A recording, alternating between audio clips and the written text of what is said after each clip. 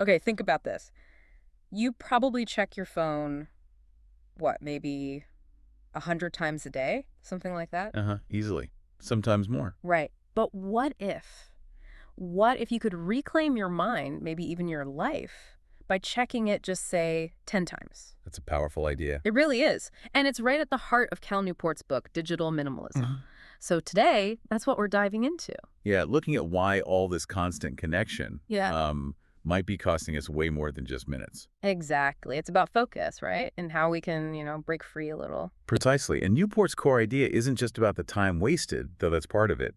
It's the hidden cost Hidden cost. on our ability to focus deeply, to really think, and engage properly with the world around us. So digital minimalism isn't about, like, throwing your phone in the bin. No, no, not at all. It's not about absence.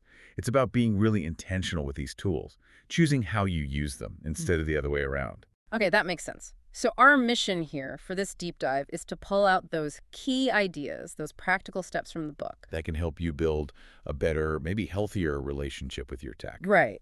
So let's unpack this. Where does Newport suggest we even begin? It feels like a huge task. Well, he starts with something pretty radical, actually. He calls it the digital declutter. Digital declutter. Okay. Sounds.cleansing. Huh. Yeah, maybe. It's basically a 30-day break 30 days from everything. from all the optional digital tech, Hmm. the non-essential stuff. So social media, news feeds, games, whatever, isn't crucial for work or, core life function. Okay. Still sounds pretty intense. It can be. Yeah. But the goal isn't just to stop. It's to figure out why you use these things. Then, after the 30 days, you very carefully reintroduce only the tech that genuinely adds value, that serves your goals, not just. Not just the pings and notifications pulling you in. Exactly, not the impulses. It's about conscious choice. I get that. But it also sounds, well, a bit scary for a lot of us. We're so tied to these devices.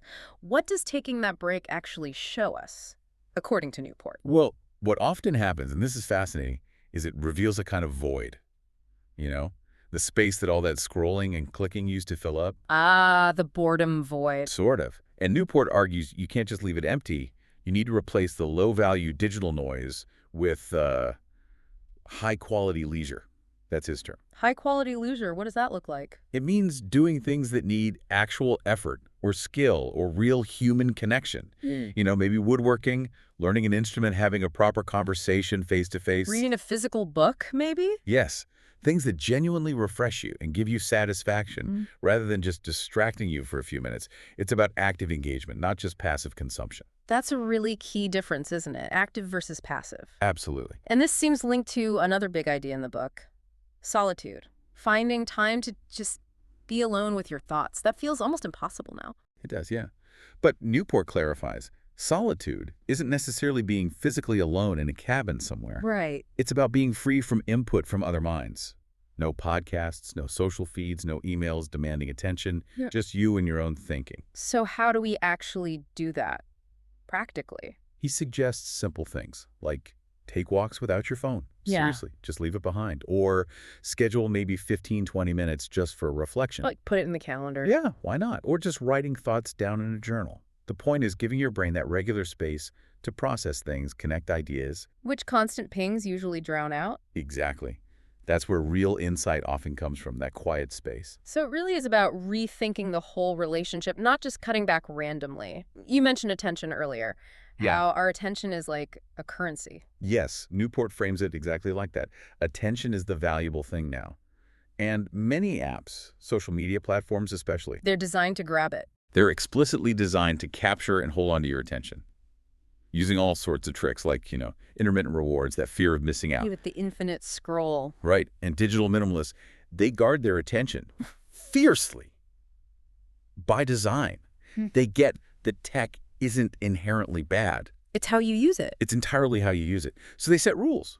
Maybe internet Sabbaths, blocks of time, or whole days offline. Yep. Or batching emails and messages instead of reacting instantly. Taking back control, being the designer, not the user being designed by the app. That's a great way to put it, yes. Yeah. You design your digital life. Okay, so bringing this all together, The core message really seems to be, as Newput puts it, your best life exists offline. It's quite a statement. It is. It's about prioritizing the real world, real connection, real activity. So as we wrap up, here's something for you, the listener, to think about this week. A provocative thought, maybe. Okay. If you were to set just one rule for yourself, not a restriction really, but an intentional choice about when and why you use your tech this week, what would that one rule be? Hmm. That's a good question. And maybe more importantly, what high-quality activity could you reclaim, could you do, in the time or space that rule creates? What would you fill that space with intentionally? Exactly. Something to mull over this week.